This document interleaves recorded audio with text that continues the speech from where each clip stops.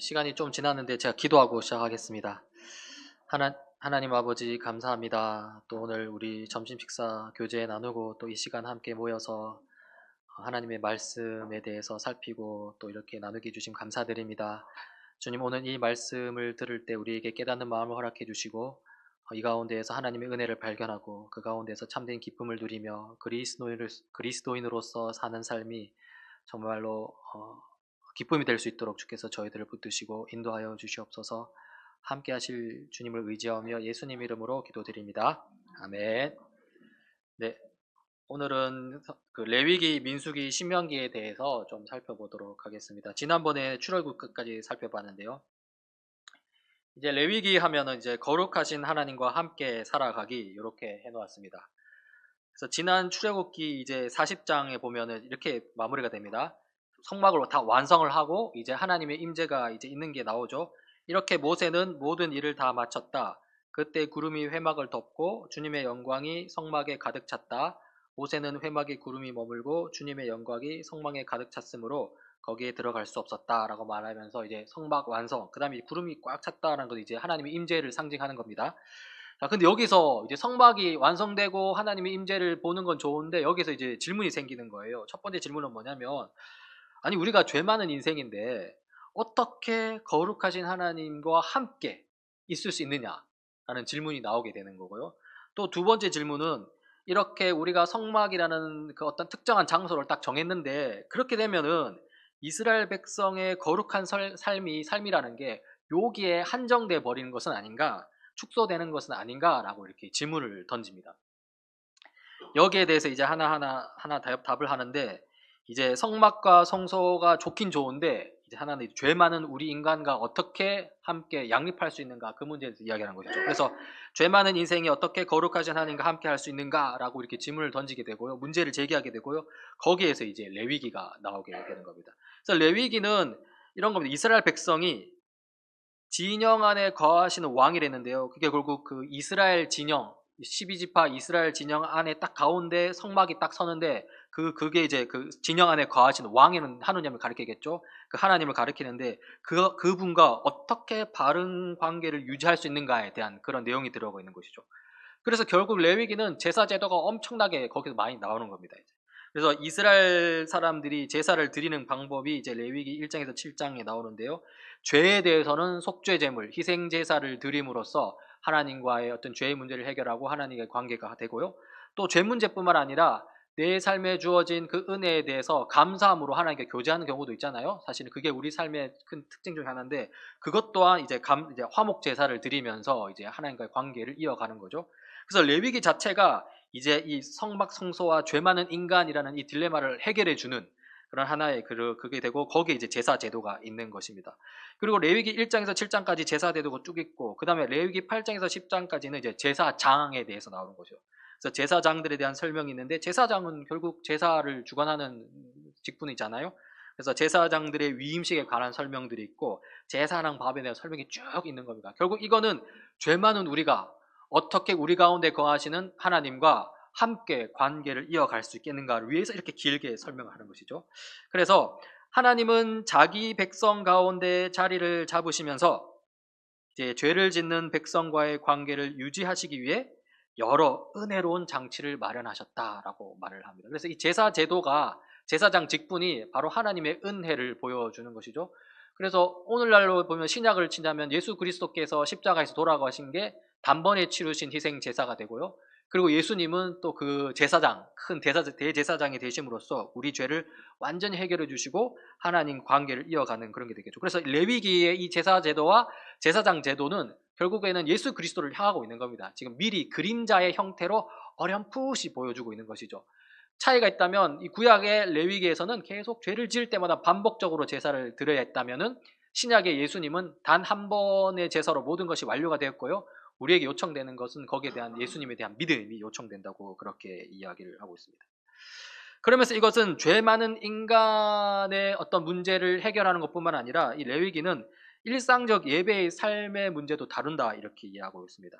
하나님은 성소, 그러니까 이스라엘 백성 가운데 있는 특별한 장소에서 드려지는 예배 가운데 임재하신다고 했는데요. 그러나 이것은 하나님의 임재를 백성들의 삶 전체에 미치게 하려는 하나님의 의도를 손상시키는 것은 아닌가 하고 이제 두 번째 그 질문이 문제 제기가 나오는 거예요. 그러니까 이스라엘 백성의 거룩한 삶을 예배당으로 축소시키는 것은 아닌가라는 그 문제를 제기하게 되는데, 거기에 대해서 하나님의 임재는, 그 하나님의 거룩성은 단순히 그 성소 거기에만 머무르는 것이 아니라 이스라엘 삶 전체에 퍼져 있다라고 그렇게 이야기하고요. 그게 대표적인 게 레위기 10장 이제 10절이 되는 것이죠. 그래서 보면은 레위기 10장 10절에 이렇게 나옵니다.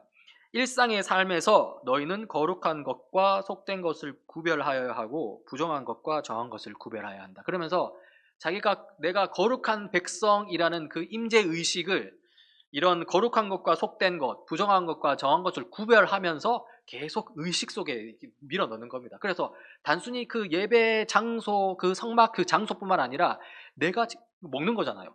내가 먹는 거에서부터 구별이 시작되면서 이제 거룩한 삶의 일상적인 예배의 삶에 대해서 이제 쭉 이야기를 하게 되는 것이죠. 그래서 이 저자는 이렇게 설명합니다. 동물, 새, 여러 종류의 음식, 다양한 의학적 상태 등과 관련하여, 그러니까 여기는 삶의 모든 영역을 가리키는 거죠. 삶의 모든 영역과 관련하여 거룩하고 속된 것을 분별하며 부정하고 정한 것을 분별하라고 하시면서 아론에게 제사장의 책임에 대해서 일깨우신다고 했는데요. 그러면서 제사장들로 하여금 단순히 성막에서 예배만 주관하는 것이 아니라, 제사장이 성막 예배만 주관하는 게 아니라 그 가르치는 역할도 했었거든요. 그래서 이런 거를 가르치면서 이스라엘 백성들로 하여금 일상의 삶에서 하나님의 백성답게 거룩하게 살 것을 이제 이렇게 가르치는 것이죠. 그래서 그 내용은 결국 율법을 가르치는 겁니다. 그러면서 이제 이 레위기에서 수많은 이제 그런 여러 가지 삶의 예배를 위한 상징들이 나오는데요. 이제 안식일 되겠죠. 이제 이스라엘은 매주 안식일을 지키면서 그들 전체의 삶이 실제로 무엇을 지향하는지 되돌아본다. 그래서 안식일에 쉼을 쉬면서 하나님께서 하신 일들을 돌아보고, 그 하나님께서 하신 일들이 내 내면의 개인적인 구원의 문제만 다루는 것이 아니라 우리 이스라엘 백성 전체를 구원으로 이끄신, 전체를 하나님의 백성으로 삼으신 그 하나님의 놀라운 일들을 생각하는 것이죠. 그래서 절기들도 마찬가지입니다. 이스라엘은 매년 정기적으로 절기들을 지킨다. 이 기간 동안 이스라엘은 하나님 앞에 멈추어 서서 그들의 전체 삶 속에서 하나님께서 그들을 위해 베푸신 은혜를 기억하고 기념한다라고 말하면서 그냥 그들의 삶을 돌아보는 거예요. 가령 이제 6월절을 봅시다. 6월절. 6월절은 출애굽 직전에 이집트에 생하신 10번째 재앙이죠. 장자의 죽음으로부터 이스라엘이 면제를 받은 것인데요. 이스라엘은 6월절을 지키면서 하나님 앞에서 그들이 이집트의 종살이에서 구원받은 것을 기억한다라는 것이죠. 이집트의 종살이에서 구원받았다는 것은 상당히 포괄적인 의미를 가지고 있습니다. 이거를 내 개인의 죄 문제로만 해석해서는 안 됩니다. 사실 그렇잖아요. 이스라엘 민족이 이집트에서 종살이에서 풀려났다는 것은 물론 자기 자신의 죄인의 문제는 있겠지만, 더는 어떤 사회 전체적인 그 시스템 자체가 이제 거기서 이집트에서 이제 가나안 땅의 어떤 약속의 땅으로 옮겨온다는 것을 의미하고 있거든요. 그러니까 굉장히 포괄적인 의미에서 그런 것들이 있고, 그거를 기억하는 유월절 예배, 절기들이라는 것은 결국에는 그런 어떤 우리 삶 전체를 다루는 것이다라고 말할 수 있습니다. 그래서 사실 우리의 공적 예배도 그런 의미에서 우리가 생각할 수 있는 것이죠. 공적 예배가 결국 지향하는 것은 삶의 예배를 지향하는 것입니다. 우리가 공적 예배로 모여서 거기서 우리가 하나님의 말씀을 같이 나누고, 또 우리 서로의 삶을 나누면서 서로 그리스도인으로서 하나님 나라의 백성으로서 서로 위로하고 격려하고 힘을 받고, 그 힘으로 다시 일상으로 나가서 이제 삶의 예배를 사는 거죠. 그렇게 일주일 다 살면은 지치죠, 힘들죠, 괴롭죠. 그러면 이제 또 모이는 겁니다. 모여가지고 다시 이야기 나누고 이렇게 거기서 결국에는, 그래서 이 주일의 공적 예배의 핵심은 하나님의 은혜입니다. 그 은혜를 우리가 서로 이야기하고 거기서 힘을 얻어가지고 다시 하나님의 백성답게 살자는 것입니다. 그래서 7절 곡식 추수가 끝날 때 지키는 절기, 이제 신약 성경에는 오순절로 나오는 것이죠. 결국 하나님께서 우리에게 일용할 양식을 준다라는 것들을 기억하는 것이고요. 그렇게 하면서 이제 하나님이 내 삶에 진짜 먹는 것까지 다루시는 그런 하나님이라는 것을 계속 기억하면서 이제 삶의 예배, 일상적 예배의 삶을 계속 이야기하게 되는 것입니다. 그래서 하나님은 이스라엘 백성들이 정기적으로 그렇게 모이기를 원하는데, 하나님과 하나님이 그들에게 베푸신 모든 일을 그들의 전체 삶의 중심에 두도록 하기 위한 은혜의 수단으로서 이 모든 절기를 주셨다고 하는데요. 그러니까 이 절기라는 게 그 전체 삶의 중심으로 둔다 했잖아요. 그러니까 그거를 딱 두면서 그게 이제 확장돼 나가는 거죠. 이제 전체 삶으로 이제. 그리고 하나님이 하신 일이 중요합니다. 하나님이 하신 일이 중요하다는 것은 오늘 설교와 이제 좀 비교해 보면 우리가 구원을 얻는다라고 말했을 때 스스로 도우려고 하지 말라고 그랬잖아요. 그게 결국 뭐냐면은 자꾸 내가 뭔가를 해가지고 하려고 하는 게 아니라 하나님이 나를 위해서 하신 일들을 바라보라는 거예요. 대표적인 게 구약에는 출애굽 사건이 되겠고요. 우리 신약에 이르러서는 예수님께서 우리를 위해 죽으신 그 십자가 사건이 되겠죠. 그래서 오늘 그런 한우리부에서 이야기하다가 구체적으로 이런 이야기가 나왔어요. 아니 그러면 죄 짓는 거에 대해서 뭐 이거 저거 뭐 이게 그렇게 전혀 생각 안 하면 안 되냐 그렇게 죄 지는 거에 대해서 생각을 해야죠. 죄 안 지으면 안 지으려고 해야죠. 그 죄를 안 지으려는 노력을 마저 포기해서는 안 됩니다. 그거는 당연히 그리스도인으로서 해야 되는데 가령 표현하자면 이런 겁니다. 내가 죄를 지었어요. 근데 그 죄가 너무 크게 느껴지는 거예요, 나한테. 그래서 도저히 하나님 보기에 너무 면목이 없어요. 그래서 하나님 앞에 기도하기도 어려운 거예요. 그래서 어떤 마음을 가지냐면 내가 이거 하나님께 기도하고 하나님께 엎드려야 되겠는데 이 상태로는 도저히 못 엎드리겠고 못 기도하겠고 내가 뭔가 좀 해놓고 좀 며칠 좀 더 좀 이렇게 선하게 살고 나서 내가 그 다음에 엎드리겠다, 기도하겠다. 그렇게는 할 필요 없다는 거죠. 하나님께서 원하시는 건요, 그냥 그 자리에서 내가 죄가 깨달아졌다면 바로 엎드리라는 거예요. 그냥 왜 나한테 와라 이렇게 말한 거죠. 그래서 이렇게 아까 한드룹에서 이야기하면서 이런 이야기가 나왔는데 마치 이런 겁니다. 전도사님이 좀 이야기하셨는데 물을 엎질렀잖아요, 내가. 그 아기가 물을 엎질렀거든요. 그 물을 엎질렀을 때 어떻게 하냐 물은 거죠. 이제. 내가 그 아기가 그 물을 엎질려고 닦으려고 애를 쓰느냐, 아니면 바로 엄마를 부르느냐 했을 때 엄마를 바로 부르라는 거죠. 만약에 내가 그 물을 닦으려고 하다가 그 물이 옆에 있는 뭔가 소중한 뭐 전자기기라든가 거기 튀어가지고 일이 더 잘못될 수도 있거든요. 그러니까 그런 것처럼 내가 뭔가를 막 안 되는 걸 하려고 하지 말고 그냥 하나님께 무조건 엎드려라는 거예요. 사실 우리가 신앙생활 하다 보면 사실 그렇거든요. 다 제 경험입니다. 그냥 죄 짓고 하면 민망하거든요. 하나님 앞에서. 그냥 뭔가 좀 해야 될 것 같은 생각 들고 그렇거든요. 그때 사탄이 뭐라고 속삭이냐면 야, 너 그렇게 해가지고 너 하나님 볼 수 있겠어? 야, 그러고 안 돼. 이거 좀 하고 이게 좀 했다가 시간이 얼마 정도 지나가지고 좀 괜찮아지고 좀 뭔가 좀 마음이 뭐가 해소되면 그렇게 해라고 말하면서 시간을 끌고요 붙들게 되는데요. 그렇게 하다가는 나중에 하나님과의 관계가 점점 더 멀어지고 하나님을 찾지 못하게 되는 거예요. 바로 하나님을 찾고 구해야 됩니다. 하나님이 그렇게 하기 위해서 우리를 위해 십자가에서 돌아가셨다는 것이고요. 그리고 이 예배가 그런 하나님이 하신 일들, 그거 이스라엘 백성 출애굽시킨 거, 뭐 이스라엘 백성 한 거 있습니까? 이스라엘 백성 할 수 있는 게 없어요, 그냥 하나님 믿고 의지하는 것밖에 할 수 없는 거. 거기서 내가 뭐 하겠다고, 지금 막 홍해가 갈렸는데 내 하나님 뭐 좀 하겠다고 버티면은 이스라엘 이집트 군대한테 당하는 거죠. 빨리 그냥 건너가고 이렇게 해야 되는 것이라는 걸 볼 수 있습니다. 그래서 레위기를 종합하자면 거룩하신 하나님과 함께 살아가기라고 했는데요. 이스라엘은 그들의 모든 삶의 영역에서 제사제도, 제사장 제도를 통해 거룩하신 하나님과 함께 살아간다.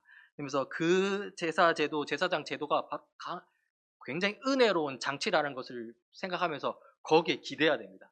오늘날로 따지면 예수 그리스도 십자가의 그 단번에 들이신 제사, 우리의 대제사장 되신 예수 그리스도, 그분을 끝까지 붙들고 나가는 것이죠. 그러면서 레위기는 뭐라고 말하냐면 우리가 오늘날 하고 있는 이 공예배는 그러면서 뭐냐면 하나님과의 바른 관계를 세워가는 것이고 결국에는 삶의 예배를 위한 공예배다라는 것까지 이야기를 하고 있는 것입니다. 그래서 사실 레위기가 상당히 우리에게 은혜로운 겁니다. 그렇죠? 되게 읽기 지루한 건데 정말 그 길고 지루한 것들이 결국 우리에게 베푸신 하나님의 사랑을 보여주려고 하나님 그렇게 세세하게 막 이렇게 하신 것이죠. 그러고 나서 이제 민수기로 넘어가는데요. 이제 민수기는 그 땅을 향한 여정이라 했습니다. 이제 레위기의 결론부에 가면 이제 출애굽을 하고 난 뒤에 3개월이 지난 시점에 이제 시내산에 머물게 됩니다. 시내산에서 이제 모세가 시내산 올라가서 하나님께 율법 받고 여러 가지 제사 의식 받고 이제 제도 같은 거 받고 이렇게 하고 성막 제도 받고 해가지고 이렇게 하잖아요. 아직까지는 그런 거예요. 근데 이제 그렇게 레위기가 끝나고 이제 민수기가 시작되는데 민수기는 이제 시내산에서 이제 모압 땅까지 가는 그 여정을 말하는 거예요. 그래서 그 지도를 보면 저기 시내산에서 이제 모압까지 가는 거예요. 그 가나안 바로 밑에까지 가게 되는 거죠, 이제. 이제 가게 되는데 이제 그래서 보면 이제 시내산으로부터 출발을 합니다. 출발하기 전에 이스라엘 백성은 하나님의 지시에 따라 각 지파에서 20살 이상으로 싸움에 나갈 만한 이스라엘 남자들의 수를 세는 인구 조사를 실시한다라고 했는데요. 이제 가나안 땅에 들어가서 이제 영적 전쟁을 해야 되니까요. 이제 뭐 우리 그러니까 가나안 민족 그 이방 민족과 싸워서 그 해야 되니까요.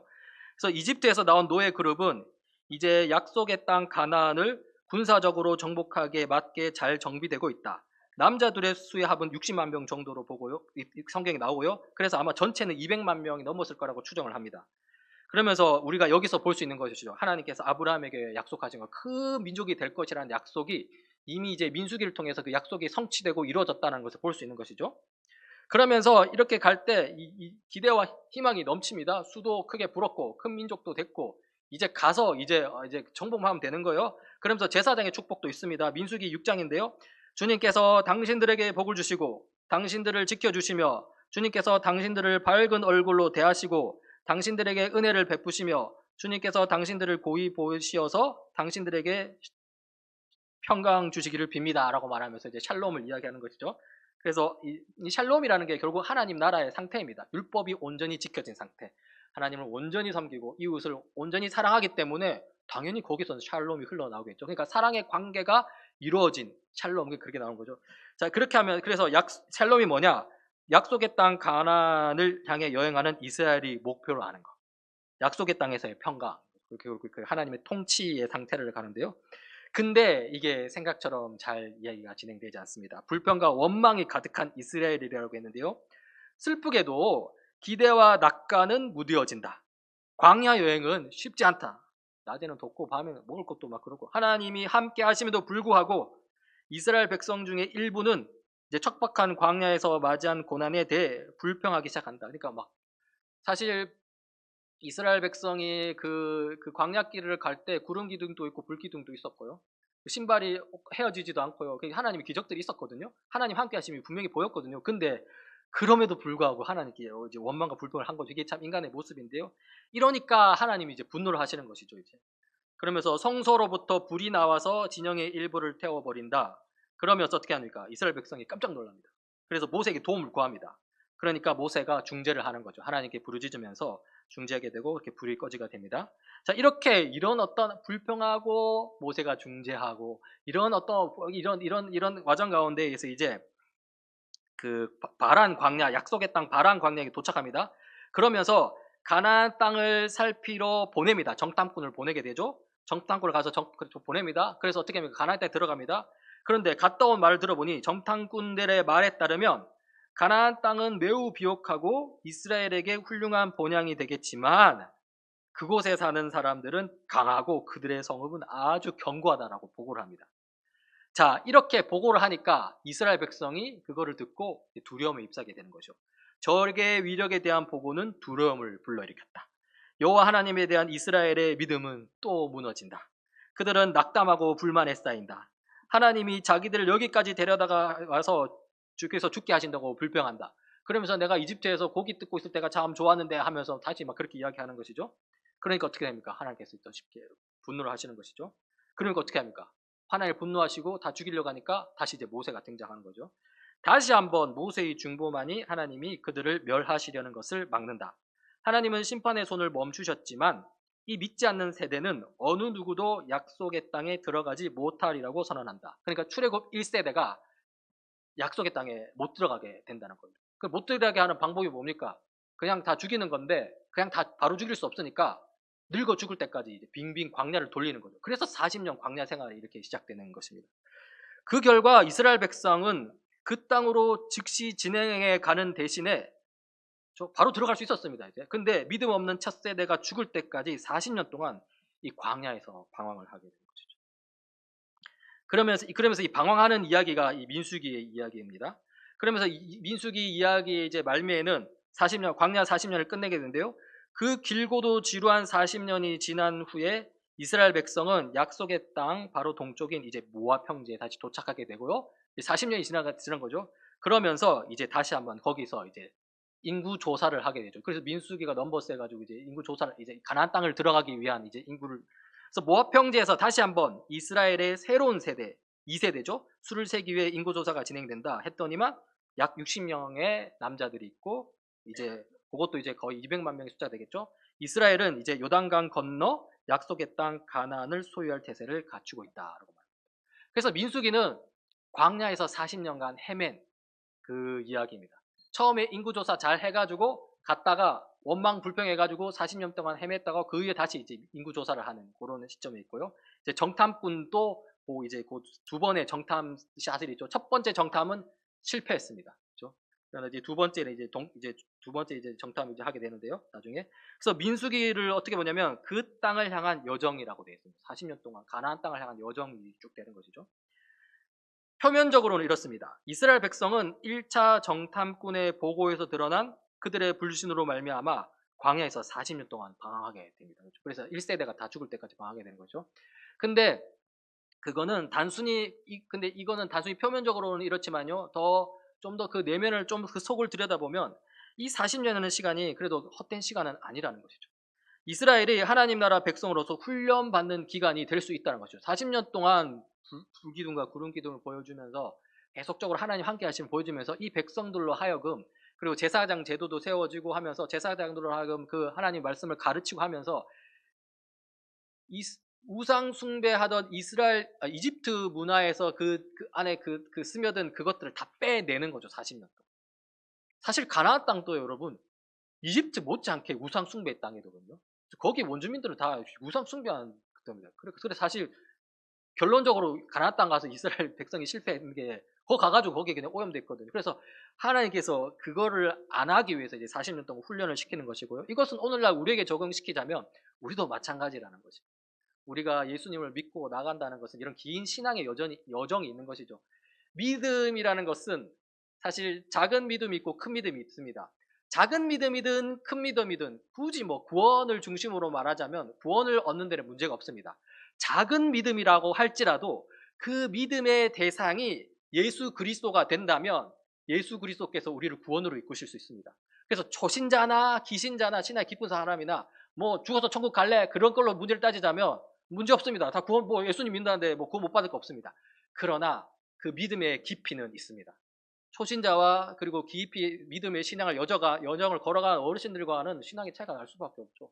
그 여정들을 걸어가면서 수많은 경험을 했을 거고, 그 가운데서 하나님 말씀과 씨름했을 거고, 그 가운데서 이제 그런 것들을 몸으로 새겨 나가면서 그렇게 하는 거죠. 그래서 이것은 우리 그리스도인으로서의 삶의 여정, 신앙의 여정을 이렇게 보여주는 것입니다. 기억할 것은 하나님께서 함께 하신다. 그런 걸 기억하면서 이렇게 쭉 나가는 것이죠. 그리고 이제 그 들어가기 전에 이제 그 가나안 땅 들어가기 이제 경계선, 그 모압 평지에 딱, 그리고 그때 거기서 일어났던 그 사건이 이제 신명기에 들어갑니다. 신명기 그 땅의 경계에서라고 했는데 이렇게 나옵니다. 모세의 죽음이 가까워 오고 있었으며 따라서 모세는 리더십의 변동에 대해 백성을 준비시켜야 했다. 게다가 모세는 이스라엘 백성이 곧 수행하게 될 정복 전쟁에 대해서도 백성을 준비시켜야 했다. 따라서 신명기는 하나님의 백성을 신정 국가로 세우는 헌법과 같은 것이다. 그래서 신명기가 말하는 것은 그 율법을, 하나님의 명령을 다시 한번 이렇게 가르치는 것이죠. 그러니까 하나님 나라의 통치 원리를 가르치는 것입니다. 그래서 모세가 쭉 연설한 내용들이 길게 다 신명기 길게 있는 것이죠. 약속의 땅 가나안에 들어갈 준비를 하고 있는 이스라엘 백성에게 모세가 한 설교. 새 가업을 위해 백성들을 준비시키려고 모세가 전한 연설이라는 것입니다. 그래서 신명기는 여호와 한 분만의 권위 아래 형성된 하나님의 나라에 대한 비전이다.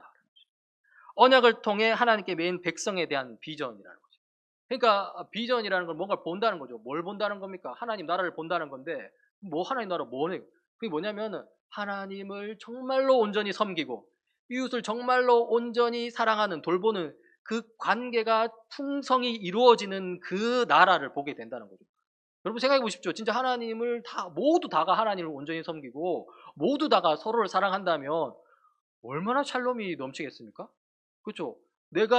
지금은 우리가 이 타락한 세상 속에서 일이라는 게 돈을 벌고 이 경쟁 구도 속에서 어쩔 수 없이 진짜 생존을 위해서 하는 것이 있지만은, 그때도 주님 다시 오시면 우리가 이 땅이 완전히 변화된다는데, 그때도 일을 하게 된다면 그때는 내가 일을 왜 하느냐? 그 일이 내가 나의 유익을 위해서, 나의 생존을 위해서 하는 게 아니라 내 생존은 이미 다 보장이 됐으니까, 뭐냐면 내 이웃의 유익을 위해서 그 일들을 한 거죠. 가령 뭐 제가 스마트폰을 만든다 치면은, 지금은 스마트폰을 만드는 게 내가 그걸 만들어야지 월급을 받고 그래야 내 처자식을 먹여 살리는 거지만은, 그때는 내가 스마트폰을 만든다 치면 그걸 왜 만드냐? 이거를 누군가한테 주려고 만드는 거야. 이미 먹고 사는 문제는 다 해결됐습니다. 그런 식으로 내가 하는 일들이 진짜 그 본연의 가치를 충분히 드러내는 거죠. 사실 오늘날 우리 일도 마찬가지예요. 우리 스마트폰 만드는 뭐 직원이라 치십시다. 그러면 그 직원이 그 스마트폰 만들 때 그 자기가 돈만 그거 해가지고 돈 받고 먹고 살기 위해서만 하는 그 효과에만 그칩니까? 아닙니다. 그거 우리가 쓰고 얼마나 잘 쓰고 있습니까? 뭐 자동차, 뭐 서비스, 모든 일들은요, 그것이 악한 일만 아니라면 근본적으로 하나님께서 그 선한 구조를 심어 주셨기 때문에 되게 좋은 것들이에요. 그래서 예수님이 다시 오셔가지고 이 세상을 변화시킨다는 것은 뭐 일이고 노동이고 그런 거 아예 싹 다 없애버린다는 거 의미가 아니라, 거기에 끼어있는 죄된 요소들을 싹 다 제해버리고 원래 그 일들이 가지고 있는 본연의 좋은 것들을 충만하게 드러내서 내 일을 통해서 내 이웃을 사랑하는 그 일들을 이뤄낸다는 것이죠. 그게 바로 하나님 나라라는 것이죠. 그래 모세가, 그리고 그거의 핵심이 바로 율법, 십계명, 하나님 사랑과 이웃 사랑이에요. 하나님 사랑, 이웃 사랑. 어떻게 이웃을 사랑할래? 그래서 난 내 일을 통해서, 이 일을 통해서 서비스하면서 내 이웃을 사랑할 거야. 우리가 이렇게 답을 하게 되는 것이죠. 모세의 이제 첫 번째 설교가 이제 1장에서 4장까지 나오는데요. 이스라엘이 시내산을 출발한 이후 40년 동안의 광야 생활을 돌아보고 이스라엘의 현재 세대에게 부모 세대의 경험으로부터 배워야 하는 중요한 교훈을 일깨운 그 설교를 하는 것이죠. 이스라엘 백성이 앞으로 그 땅에서 잘 사느냐는 그들이 전심으로 하나님을 사랑하고 섬기느냐에 달려 있을 것이다 라는 것입니다. 그러니까 하나님을 사랑하고 섬긴다면요, 생각해 보십시오. 내가 진짜 하나님을 사랑해요. 그러면 우리가 어떻게 하겠습니까? 내가 내 사랑하는 저분이 나에게 무언가를 하는 명령이 있으면 그 명령을 아주 잘 지키려고 했겠죠? 근데 그 명령이 뭔지도 돌아봤더면 네 옆에 있는 친구를 사랑해 라는 명령인 거예요.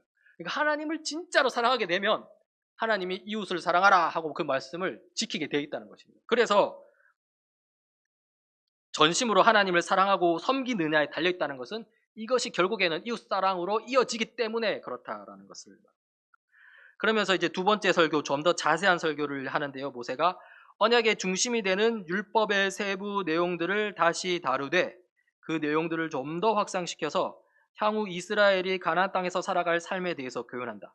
그래서 모세는 이스라엘 백성들에게 10계명을 상기시킨 다음 그 율법에 순종하고 율법을 이스라엘 백성의 삶에서 가장 중요한 핵심으로 삼아 하나님을 사랑하고 그리고 이웃을 사랑하라고 강력하게 경고한다. 그래서 특히 하나님을 사랑하라고 강력하게 권고한다는데요. 신명기 6장에 보면 이렇습니다. 이스라엘은 들으십시오. 주님은 우리의 하나님이시오. 주님은 오직 한 분뿐입니다. 당신들은 마음을 다하고 뜻을 다하고 힘을 다하여 주 당신들의 하나님을 사랑하십시오. 그렇죠? 내가 오늘 당신들에게 명하는 이 말씀을 마음에 새기고 자녀에게 부지런히 가르치며 집에 앉아 있을 때나 길을 갈 때나 누워 있을 때나 일어나 있을 때나 언제든지 가르치십시오. 또 당신들은 그것을 손에 메어 표로 삼고 이마에 붙여 기호로 삼으십시오. 집 문설주와 대문에도 써서 붙이십시오. 이렇게 나온 것이죠. 그러면서 율법을 이야기하는 거예요. 그래서 율법은 이게 그러니까 자기만 아는 게 아니라 지금 다음 세대에게 가르치라고 지금 계속 이야기하고 있죠. 그러면서 뭐냐면 결국에는 모든 세대를 아우르는, 모든 시간을 아우르는 뿐만 아니라 모든 장소를 아우르는 삶의 중심이 되는 게 바로 율법이라는 것입니다.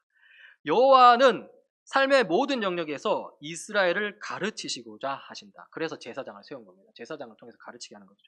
그래야만 이스라엘은 진정으로 모든 민족의 빛이 될 것이다.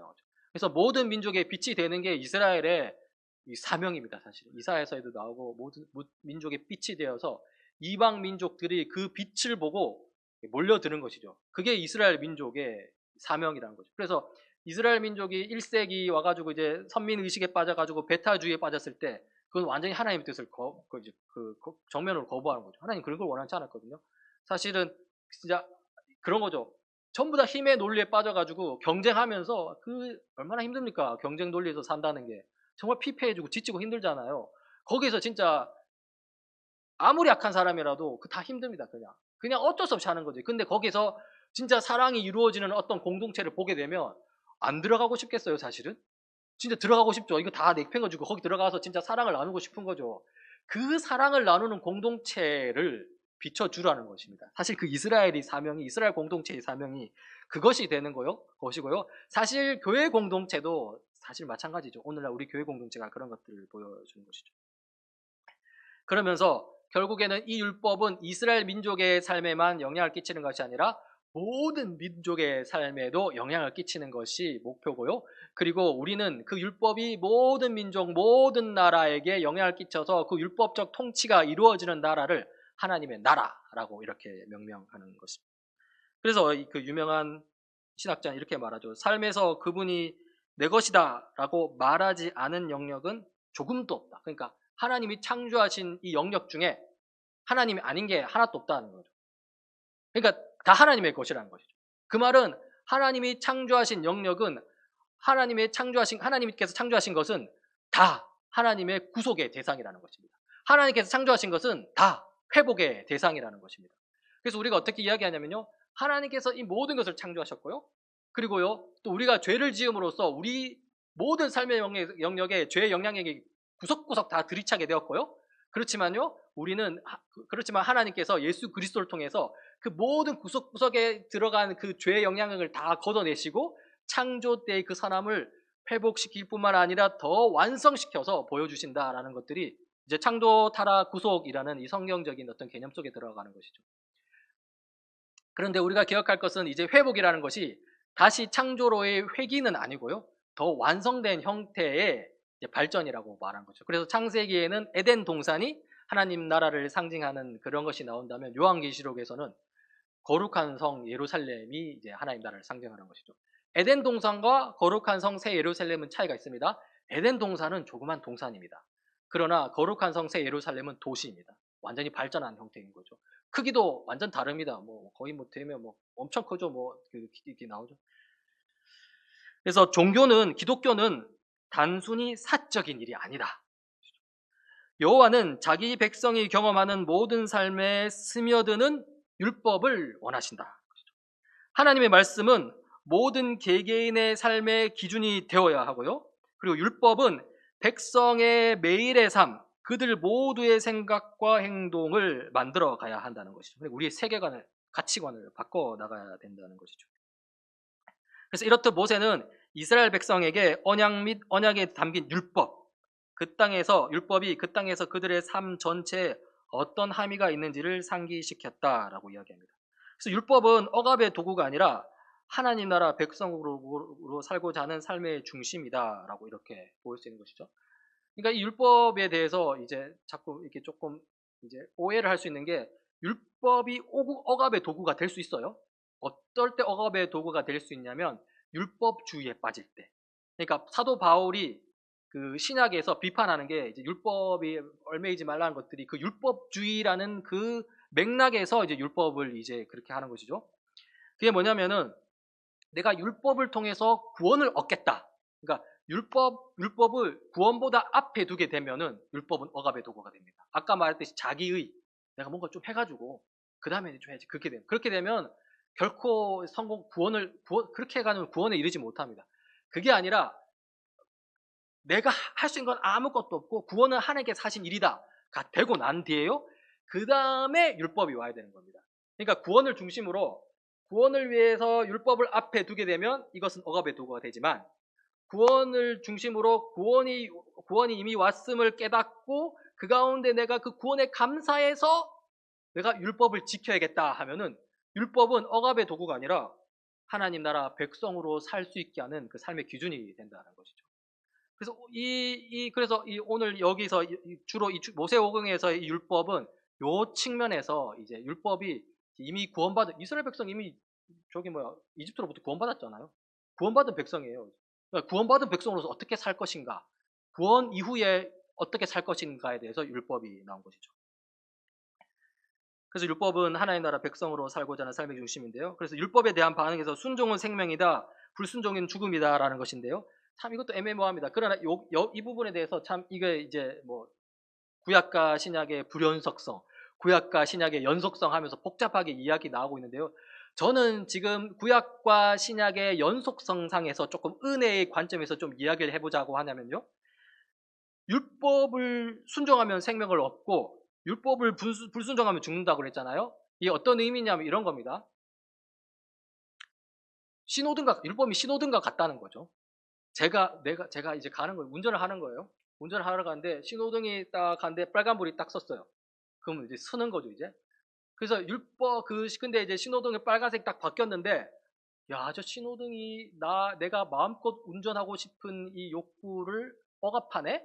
방해하네? 나 그냥 달릴 거야 하고 달려버리잖아요? 그럼 그 결과 어떻게 됩니까? 죽을 수 있는 것이죠. 그런 의미에서 율법의 순종은 생명이지만 신호등을 잘 지키면은 생명을 얻어 목적지까지 잘 갈 수 있지만 율법을 지키지 않으면 목적지까지 이르지 못하고 죽음에 이르게 된다. 그렇게 한번 볼 수도 있는 것이죠. 그런 의미에서 지금 모세가 이제 계속적으로 율법을 지키라라고 이야기할 수 있는 것입니다. 모세는 여호와께 순종함으로써 생명과 축복의 길을 택하라고 백성들에게 촉구한다. 그 다음 그들과의 언약을 갱신하고 여호수아를 후계자로 임명한다. 하나님은 모세에게 약속의 땅을 보도록 허락하시지만 그곳에 들어가는 것은 허락하지 않으신다. 신명기는 가나안 적경지에서 모세가 죽는 것으로 끝난다 하면서 이제 이 신명기가 마무리되는 것이죠. 그래서 출애굽 이후 40년간의 광야 생활을 마치고 이제 약속의 땅 가나안 바로 앞에 모압 평지에서 이스라엘 백성은 이제 모세의 인도 아래 하나님과의 언약을 갱신하며 하나님 나라 백성으로서 이제 가나안 땅 약속의 땅으로 들어가려고 하고요. 그리고 그 다음에 이제 여호수아 사사기 이렇게 이야기가 쭉 진행되는 거죠. 그래서 여호수아 사사기 이야기는 다음 시간에 살펴보도록 하고요. 오늘은 여기서 좀 마치도록 하겠습니다.